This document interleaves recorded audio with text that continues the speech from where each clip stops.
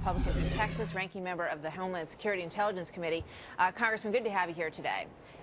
Good morning. Thank you. So, I mean, the problem here that many folks are saying is that they feel like the president is already on one side of this issue.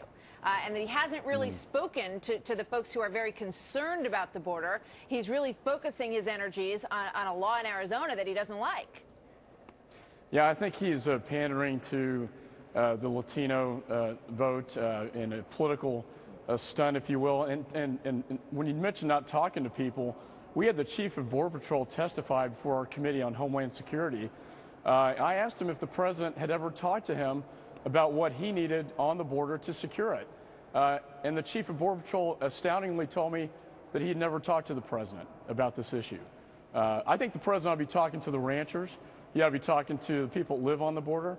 He ought to be talking to the chief of Border Patrol about what we need to do to better secure the border. It is very surprising, especially when you look at, what the president, how he talks about other confrontational issues here and around the world in terms of listening to all sides, having everybody weigh in, and then to take the best decisions and the best options that are put forward. And yet there is this very glaring omission in terms of not having been down there, not walking around the border, talking to the people who work down there. No, regardless of the fact, a lot of folks understand his problem with this immigration law, but it is odd that he hasn't been really sort of investigating the other side of this. It's very odd that he has never been down to the border. I think you're going to hear a lot of window dressing about border security. That's a lot of rhetoric, and there are no actions to back that up in support for his amnesty agenda. And that's not what the border states need right now. Yesterday in El Paso, in Texas, there was a gunfight in Juarez, and 7 bullets hit the El Paso City Hall. Ranchers are being shot down there in Arizona and in Texas. There's a war raging in Mexico. It's spilling over across the border, and we really need to address this issue. I don't know what else we can do to get his attention. Well, tell me what you think. I heard Homeland Security Janet Napolitano, the chief of Homeland Security, Janet Napolitano, and she said that really the administration has done a lot, and she feels that they're not getting credit for what they have done down on the border, and that the border's in as good a shape as it's been in a long time. I think that roughly paraphrases what she said. So in terms of numbers and commitment, they say they feel good about what they've been doing down there.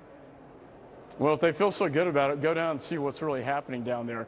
There is an additional, finally, we got them to commit $500 million in resources, but that's a good start. We finally got them to put National Guard down on the border, but it's only a fraction of what we requested, and they're going to be pushing paper and not doing what they're trained to do down there. This is just, it's long overdue. We need the resources down there. We got to talk about securing the border before we start talking about amnesty. When we talk about amnesty, you have to remember that's a clarion call for illegals to come into the United States, get in the United States before the law is passed, and get in under the umbrella so they have a path to citizenship. If we keep debating this, and if there's a bill on the House floor, you're going to see a wave of illegals coming into this country. Let me ask you this. You're a Republican, but we've spoken to a lot of Democratic congressmen and women who are Democrats on the border area, and I kind of feel that we get the same thing from both sides, at least on this particular issue, and not across the board.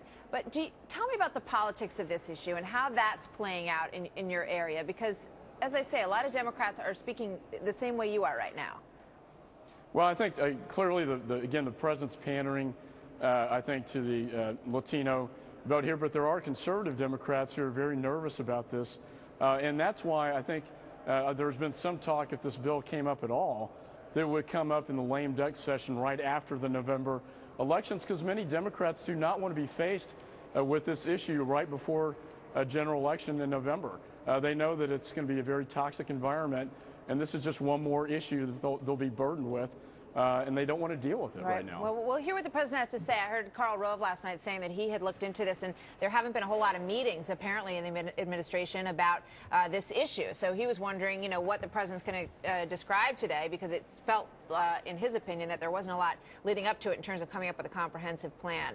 So, Congressman McCaul, I know you'll be watching this, and we will as well, and we thank you for being with us today. Have a good day, sir. Thanks for having me. Thank you. You too. Also, we're hearing the Pentagon now urging Congress to get necessary money to our troops overseas immediately. Now, Republicans are saying Democrats are to blame for the holdup. What's the truth? Live